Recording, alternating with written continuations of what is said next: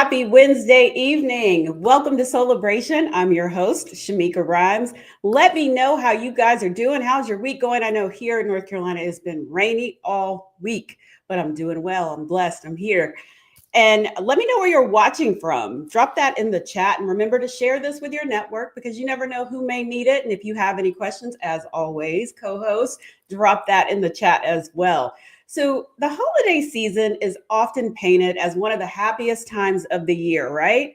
But for many, it's a season filled with stress, anxiety, and often some health challenges. This week or today on Celebration, we'll be talking about the often overlooked connection between mental health and heart health during the holidays.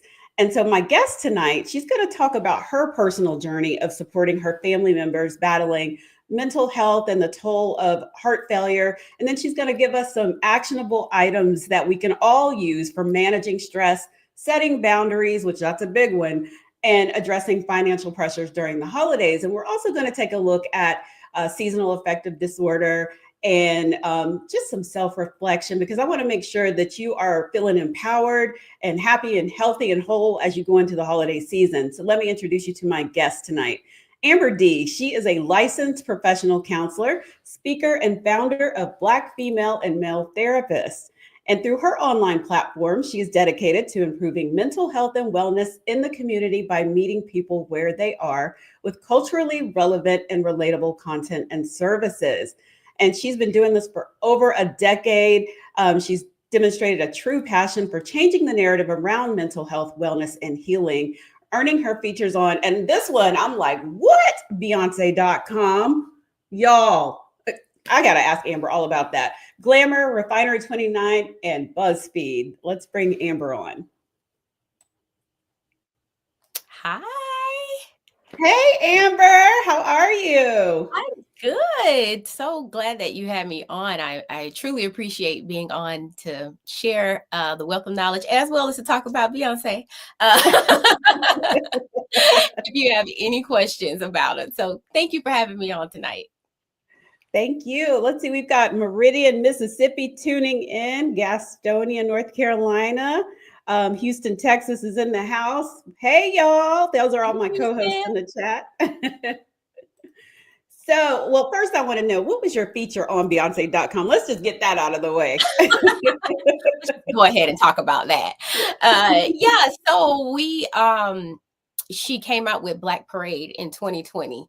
And I started BFT in 2018 because I was looking for my own therapist and just couldn't find my own therapist because the therapist that I had at the time, she had got diagnosed with cancer and she obviously had to go address that. So I'm like, oh, okay, let me find another therapist. And then I couldn't. So anyway, started BFT from it.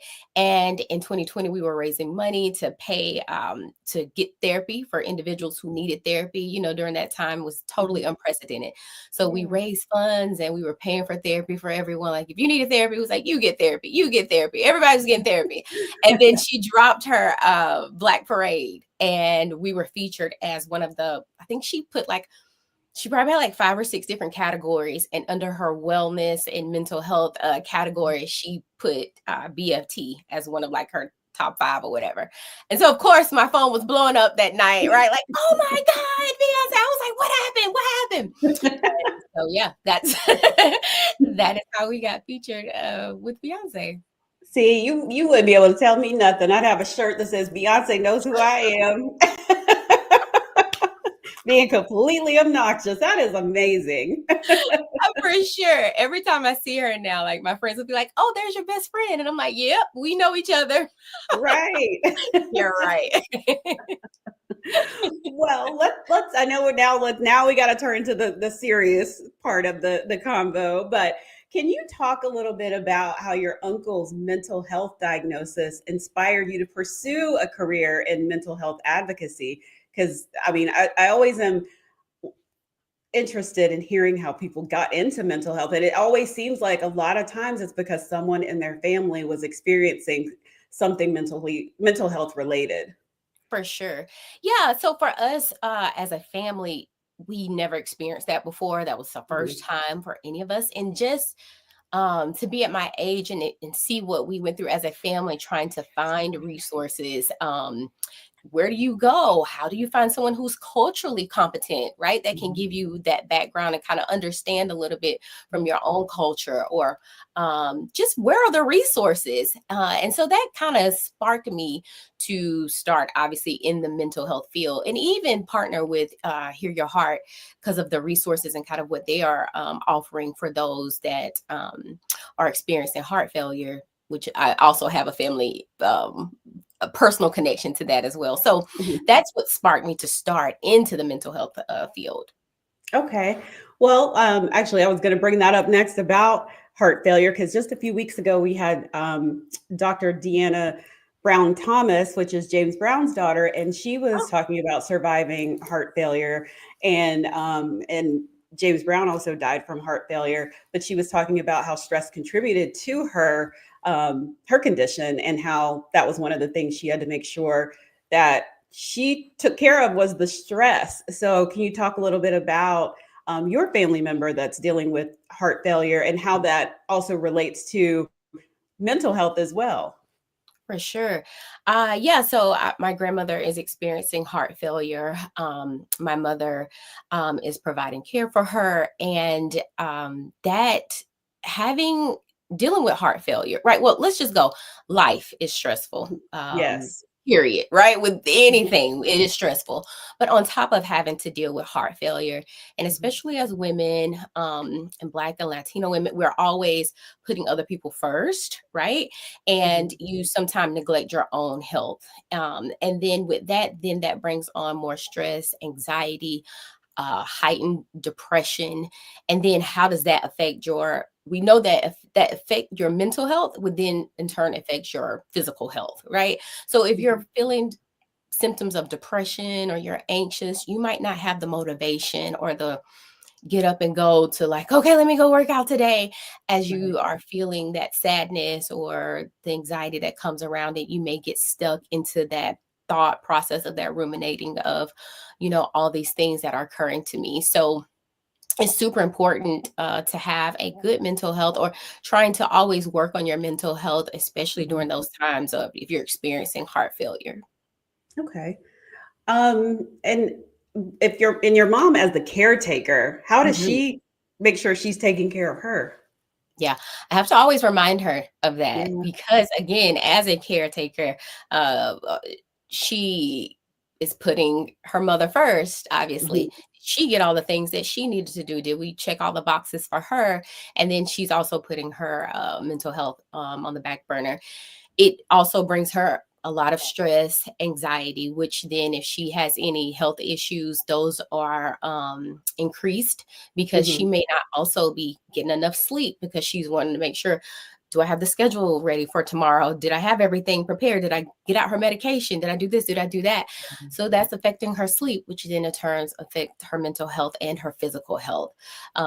Just all the things that kind of go along with that. So that's super important to have a plan, not only if you're experiencing heart failures, but the caretakers of individuals, to have a plan for their own mental health and to have that point of me time. And we talk about that all the time, Yeah. even if it's 5 or 10 minutes. That is so important, and it is so beneficial for you to Mhm. see a change in your well-being, physically and mentally.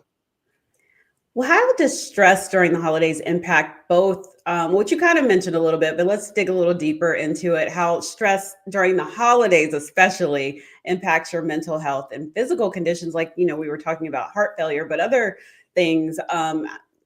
I don't have good sense, so I was about to say, when you got arthritis or something going on with your knees seem to because you're out shopping and doing all the things.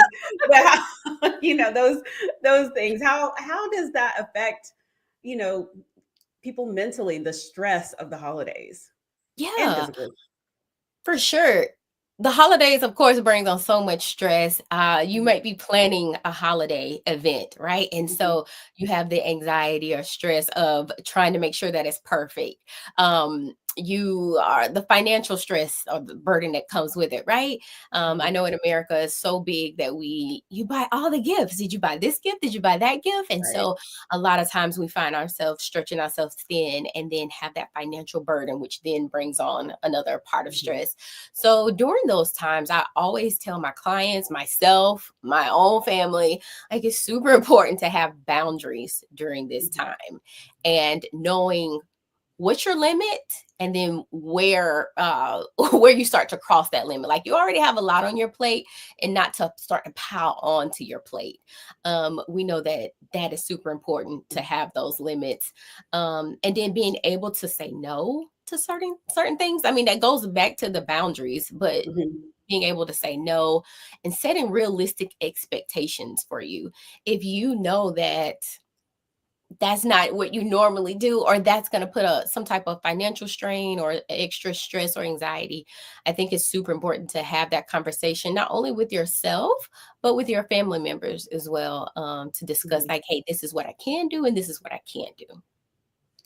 Can we talk a little bit about boundaries? Because I think that's one thing we have talked a lot about on this show is setting those boundaries. And I know that I've seen people in the comments sometimes ask, like, what's the best way to set boundaries, especially with family? Because, things are heightened during the holidays. It's like, Mhm. everybody's got to, like you said, purchase a gift. Then you've got this person over here wants to have a holiday gathering, or they want to do Secret Santa, or, all the different things. And it's a lot.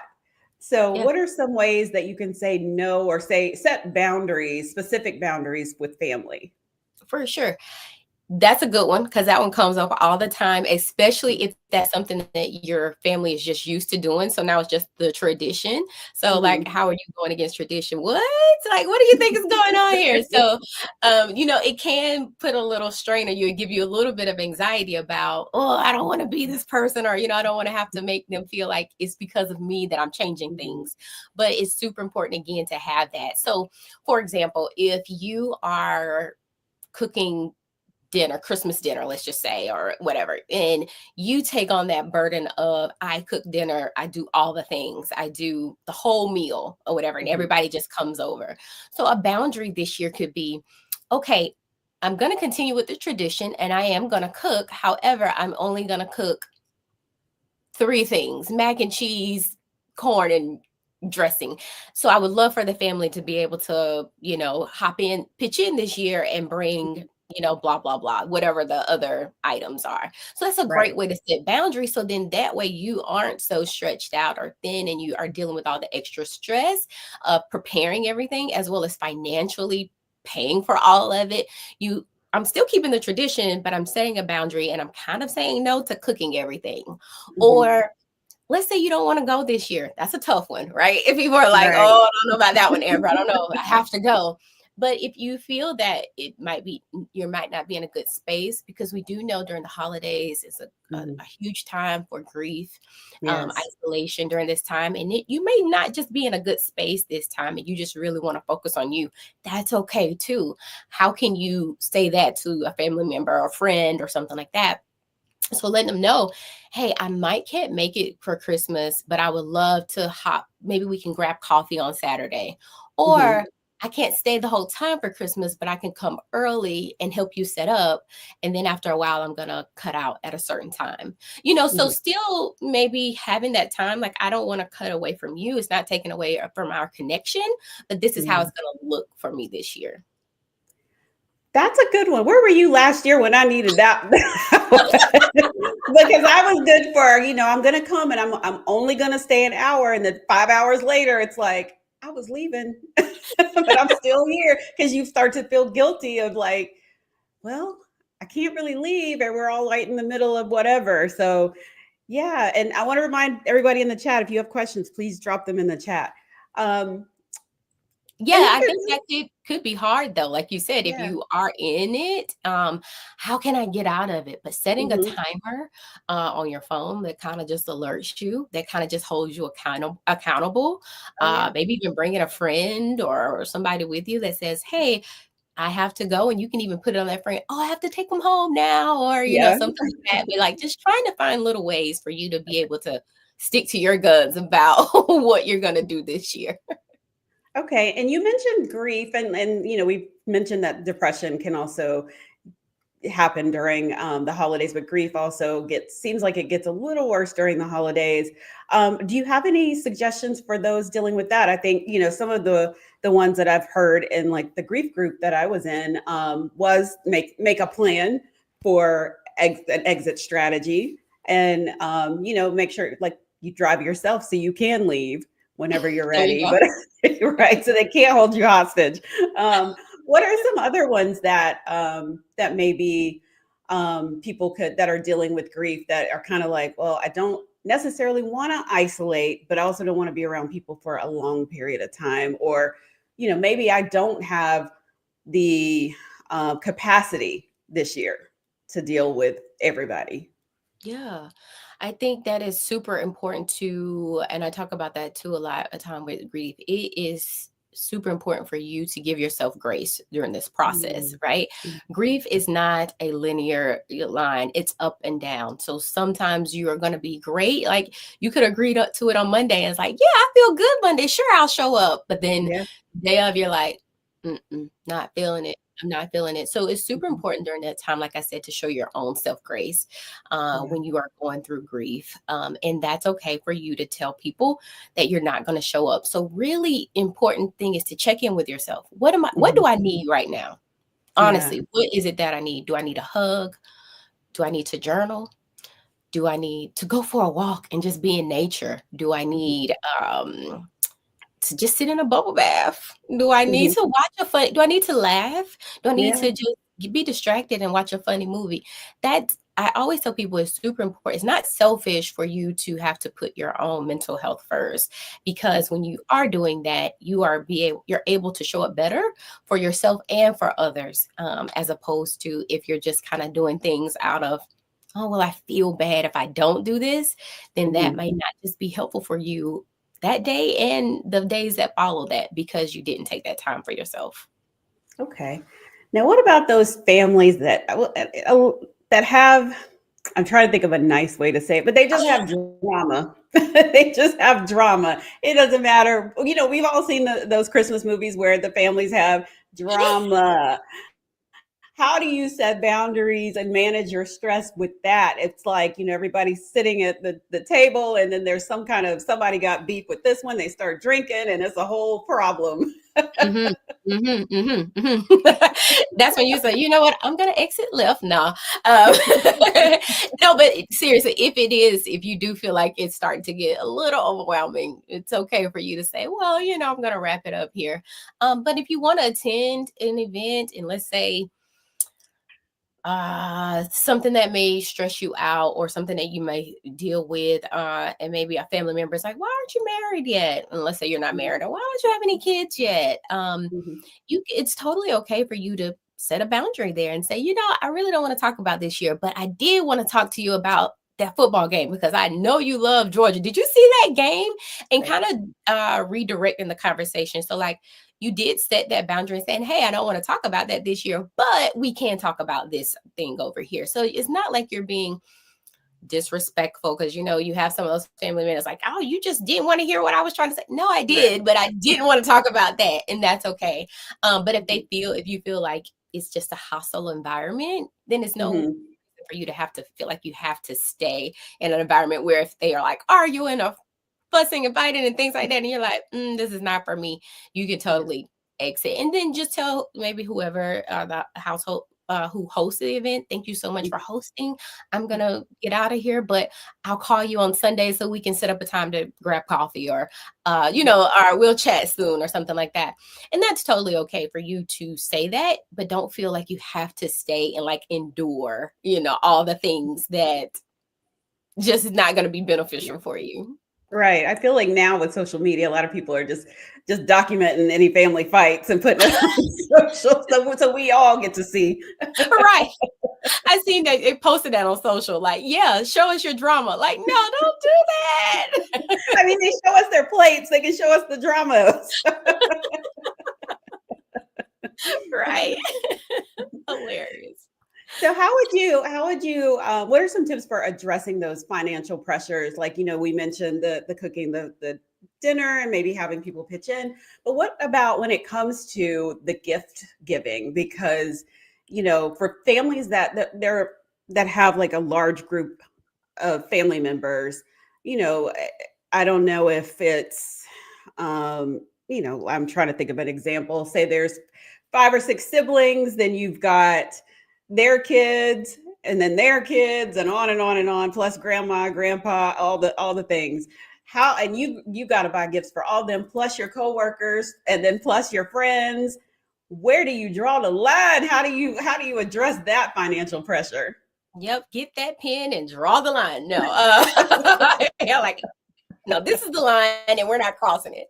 Yeah. No, Mhm. I think that with that, I have told people before, and even in our own family, we've had this before because, like you said, they buy the everybody, all the siblings, then all the aunts and uncles, and then all the Yeah. cousins and the kids, and whoa, that can get financially taxing.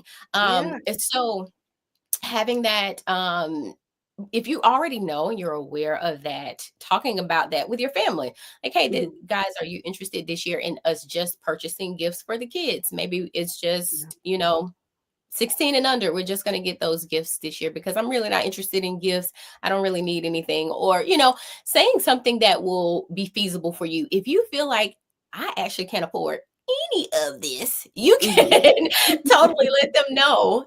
It's all about that communication, like letting them know, like, you guys don't buy me any gifts this year. I'm just going to come and participate. And then I'm going to leave after a couple hours anyway. So I don't want anyone to feel financially strained to have to purchase me anything. So I think the Mhm. real important thing right there is with the communication Yeah. about, kind of what you expecting and kind of vice versa, because at the end of the day, it's you and your Mhm. finances. You can't, go into the negative of because I'm trying to please other. That goes back Right. to that people pleasing. Like, what do I need for myself? And then putting yourself first with that. Because we know at the end of the day, when it comes to paying your bills, it's just going to be you. So you want to make sure that you're able to do that. And I think communicating that with your family or coming up with another idea or solution for that. I know a lot of people do. What's that? What is that? The white stand? What is it? With they just exchange the gifts. What is that? Oh, the white elephant White gift. elephant, yeah, yeah, Yeah. white elephant gift. That's something that people are doing where, hey, and I've seen this in a lot of families too. Hey, we're only gonna buy one gift and keep it up under $25. Perfect. It's Yeah. something that's more feasible for other people. And then if Mhm. the other people's like, okay, I'll do that, but I'm gonna also buy gifts too. Sure. But for Yeah. me, I'm just gonna stick with this. So I think that just communicating that beforehand, Mhm. then address any of those expectations that people may have had. Okay. Yeah, it came to mind that my grandma used to say, like, you could at least give somebody a stick of candy. Just give. But now candy canes cost a lot now. So Exactly. Grandma, it is a lot different than when it was when you were coming up. right, that can add up. Right. you men- For you sure. mentioned the people pleasing. How can people kind of make sure that they aren't doing that? Because I don't, or maybe can you kind of explain what people pleasing is? Yeah. So people pleasing is having actions, doing things that you might necessarily don't want to do or you don't want to do, Mhm. but to make the other person happy or what you interpret will make the other person happy, you do something for them. So it's not necessarily you doing it for you, you're doing it for the other person, such as, do you want to walk up a mountain? Want to go hiking this weekend? No, I hate hiking. In the back of your head, I Yeah. hate hiking. But if that makes you happy, yeah, I'll go hiking. Yeah. So doing things like that that you not necessarily want to do, that would be a people pleasing tendency. Okay. All right. Before I forget, y'all make sure you drop your questions in the chat. So, seasonal affective disorder, that Mhm. can be challenging during these winter months. What are some simple ways that people can counter those effects? Because I'm sure with the time went back, because I always have to think about it. We fall back when the time went back. It um, did. yeah, and it's like it gets dark early. There's not a lot of, like I was saying in my intro, that here it's been raining all week. So it's been dark and gloomy, and everybody's mood has just been blah. Same here. Same thing Yeah. here. Yeah. So seasonal affective disorder, which is considered as sad, Mhm. though these are the sad months when the sun is going down early. You may see that your mood may shift. Where you may feel some sadness, loneliness, possibly some symptoms of depression that may be creeping in. And you're like, what is this about? So I always talk about getting out when the sun is out. I know that the sun isn't Mhm. out, obviously, because of the rain that we've Yeah. also experienced here in Georgia as well. But if when it is out, getting out during the day and getting as much sunlight as possible. They also have the artificial lighting that you can purchase, like on Amazon or something like that, and Mhm. you can have that lighting in your home. You may see that be a difference too. So that's super important. Make sure that you're staying active and connected with others is another thing that's super important. Um, excuse me, being able to be social. So like connecting with family members, calling friends, maybe doing like a video chat or FaceTime or however. That's going to be really important during these months when the time has fallen back and you start to experience some of those symptoms that you're like, kind of where this coming from.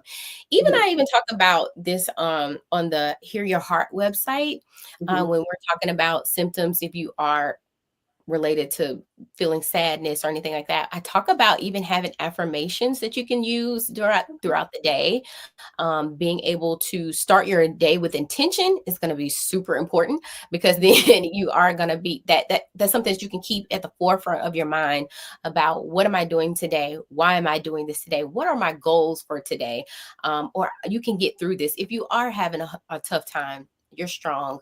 You can get through this. Saying those things like that are very helpful for you to kind of get through the day. And it just reminds you of your why, really, Mhm. throughout the Can you talk a little bit about the website that you mentioned? day. Yeah, sure. So, excuse me, I partner with Hear Your Heart.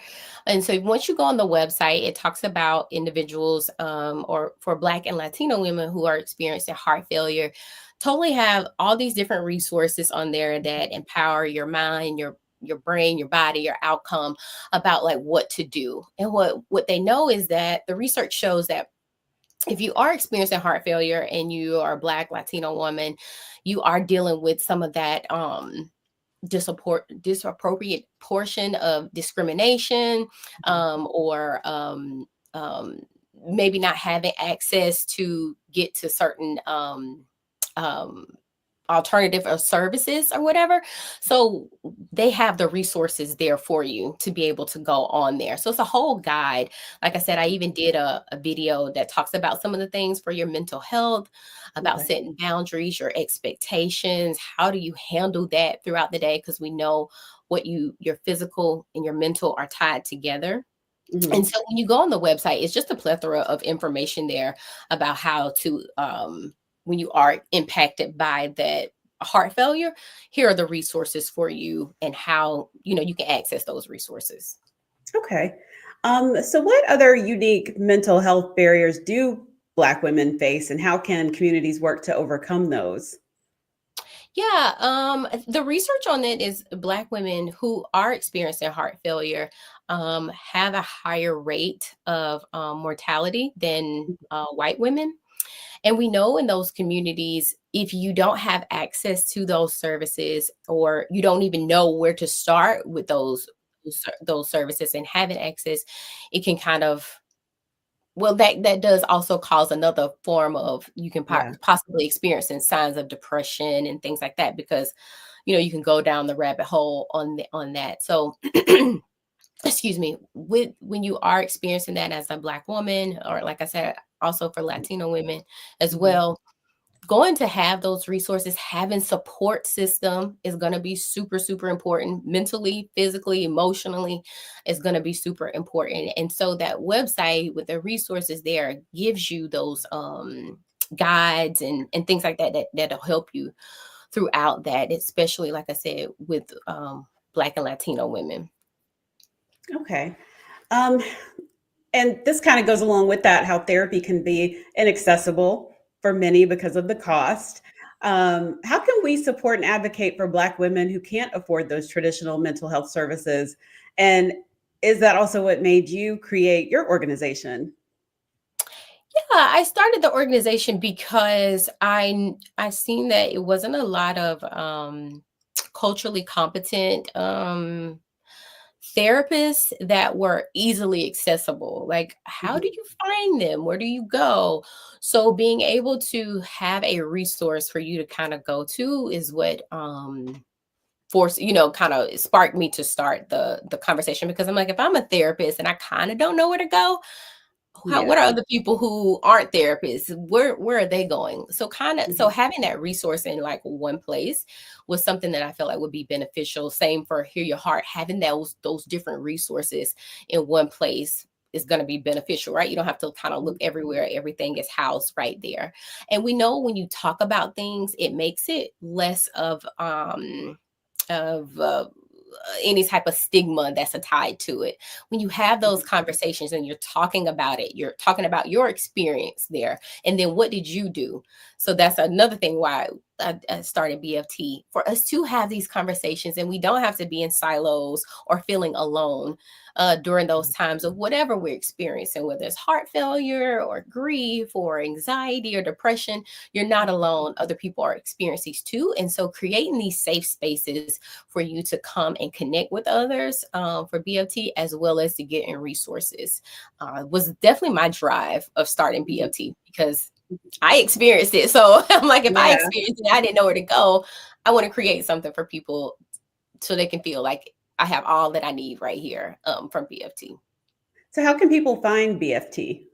Yeah, we're on social, really build a organic community on social. Mhm, So you can find BFT anywhere on social media at Black Female Therapist. That's our handle. Or you can go to blackfemaletherapist.com. That's our website. So if you're looking for a therapist there, you can find a therapist there. If you can't afford a therapist, we do Ask a Therapist Thursday. So you can kind of come in and talk to a therapist. But we also have a membership that you can join as well. And we have therapists mhm, kind of come in and out the membership. That's something that's more cost effective for people that may not have insurance, or, like I said, kind of that can't afford it. But you can mhm. talk to a therapist then and have resources throughout the membership that can kind of help you along through your journey on whatever it is that you're experiencing. Do you see a lot more people, especially during the holidays, needing therapy? It's just did the numbers go up around the holidays? For sure. During this time, therapists are booked and busy during this time.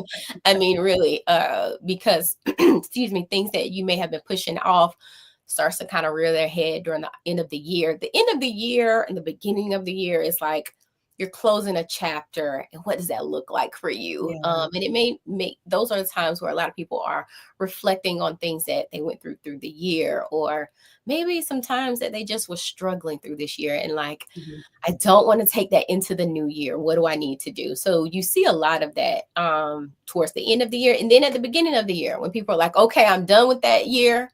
It's a Yeah. new year, new me. Let's go. Let me talk to a therapist. Like, I want to address these things, whatever that is. If I want to be healthier, I want to work out. I am dealing with heart failure, and I actually want to put myself on the forefront of this and actually take care of myself and learn how to set boundaries, or learn how to say no, or whatever I need to do. I want to put everything in place so that my toolbox is full. So whenever I need it, I can always go in and pull those tools out. So we do see a influx towards the end of the year and right at the beginning of the year of everybody kind of reaching out for therapy. Okay. Yeah. How did you get involved with Hear Your Heart? Yeah, well, I thought it was a really good partnership. Like I said, Mhm. dealing with Yeah. my uncle kind of having what he experienced with his diagnosis, as well as my mother and grandmother and going through the heart failure and experiencing, it's like a whole holistic approach around it, right? Right. I'm having my grandmother who's having the heart failure, my mother who's a caretaker, a caregiver during that, Mhm. and then my uncle who is also actually experiencing, the actual diagnoses, and just being able to see it holistically. I felt like Hear Your Heart was a perfect partner for this Mhm. because of their focus on Black and Latino women during this time, and being able to talk about some of the concerns that they're having because I'm Yeah. hearing them firsthand from my mother and grandmother, and then how it's affecting them, the growth, or not the growth, how is it affecting them for the good? Like, am I benefiting from this? Am I not? Where are the resources? What do I do? Who can Mhm. I talk to? My mom also, like, listen, I am Yeah. struggling. And, being able to connect her to some other, again, like I told you, those support systems are going to be Right. really good for people who are actually going through this right now, and getting advice and just being able to connect with others is super important. So I thought a partnership with Hear Your Heart just made sense. Actually, it was just a like logical next thing. Like, for Mhm. sure, not only do I already have a mental health brand, but I'm also experiencing this firsthand. And so it was just a perfect partnership. Yeah, full circle. Yeah, for sure, Um, for sure. yeah, so can you tell us again where people can find Hear Your Heart's ultimate guide and the resources and all those things? Yeah, they have Hear Your Heart website. So it's HF Hear Your Heart. The web is the website, and so you can go on there. And like I said, I even have a video on there. I made a video about how you deal with mental health during this time, so you can check Mhm. that video out. So you can just type that in as well into your browser, and it takes you right there, and it gives you not only the mental health stuff. You have tips from doctors that are on there, and actually women who are experiencing heart failure during this time, and kind of talking about their experience and what they're doing in the resources and stuff that's there for them. Okay. Is there one actionable takeaway from the guide that people watching can implement like immediately to improve their mental and emotional health? Yeah, I think like I was saying before, if anything, I think it's super important for you to set realistic expectations, boundaries. And I know people hear it all the time. I feel like I I love that social media talks about it, obviously, because then it gets out, and people start learning about, okay, what is this boundaries? Like, what is this? So I Right. love that, but I also feel like it's such a buzzword now that people sometimes are maybe having a deaf ear to it. Like, okay, what does that mean? I don't even know what that means. Like, no, but honestly, utilizing what does that mean for my boundaries, for my mental health, for my physical health, for my emotional health. When you are setting these boundaries, such as for yourself, I won't allow someone to utilize my time. Kind of how we were talking about when it comes to Christmas. Hey, I won't be able to stay the whole time for the Mhm. holidays, right? I won't be able to come in at 9 and leave at 9. So for a Right. boundary for me is that I'm going to be mindful of my time and my energy with Mhm. the family. I'm going to come at 9. I'm going to come early. I'm going to help you set up and set out the food. But then by 1 o'clock, I am going to leave. That's going to be a hard stop for me because I'm going to whatever. And then you don't even have to tell them why, but if you Yeah. feel inclined to, you can. So that's a big boundary for you there. Or if you are experiencing any type of heart failure or any type of physical issue, and then during the holidays, we know that everybody is having like all these different foods and try Mhm. this, eat this, do that. And then if that's going to set you off of your diet or your routine, I don't want to say diet, but whatever that is for your routine of things that you typically eat or don't eat, and you're like, Mhm. hey, okay, I might try a piece of pie, but I'm not trying all these things because I know that physically, for my physical health, that's not going to be good for me. Right. That's a boundary as well. So Mhm. basically saying no. So I say all that to say, I think the most important thing that you can utilize for your mental, physical, and emotional health is setting boundaries and having realistic expectations. Period. What is it? What is it for you? What is it that you need for yourself? Mhm. And it's even setting boundaries with yourself. not just other people. We talk about that a lot in therapy too.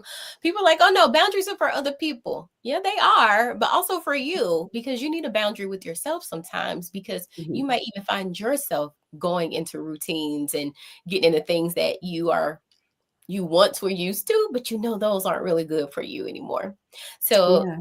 I say boundaries, hands down. That's gonna be it's gonna check a lot of boxes. Like even if it's a doctor's appointment, right? Like I will no longer put that off. That is a boundary for Mhm. me. That like no, instead of me prioritizing other things, I'm gonna prioritize myself. And that's gonna be a boundary where that's gonna be the first thing that I do is check on my physical and mental health, or however that looks for you. Okay, that's great. I didn't even think about the boundaries are for us as well. Mhm. Because in my head I was like, yeah, I got to put some boundaries in place for me. Maybe I need to return some of this stuff I bought at Trader Joe's earlier that I know I don't Exactly. need. Because sometimes if you're like, if it's not here, then I won't have to go to it. Right, right. I was like, there's no reason that I needed 3 bags of this delicious cookie thing. 'Cause ain't nobody here to eat it but me. Right. And so I don't want to waste Boundaries. my money. So I have to eat all three. Right, No. right. I'll take them to holiday parties. I'll be like, here, I brought this for y'all. There you go. There you go. So for I the love it. last question that I always ask my guests, what feeds your soul? And I think we kind of know what feeds your soul, but let's just see what your answer is. Yeah, that's a good question. I love that question, but I think like you said, you can kind of see Mhm, my soul is fed by my family. Having mhm, family time, obviously, that's a big motivator for even my career and the things that I do, honestly, on a daily basis, because I don't know. I mean, they really are just the center of my life. So having being with my family really does feed my soul and just really makes my heart smile. So that's my thing, my family. You get you only get one. And I mean, and I know family for everybody is different. So, mhm. but for me, it's my family. That's a great answer. That's a great answer. And if nobody else noticed, but we are dressed in Christmas colors. We are already into the holiday We spirit are here. Thank you right. so much. Thank you so much, Amber D. It's been an absolute pleasure having you here on Soulibration.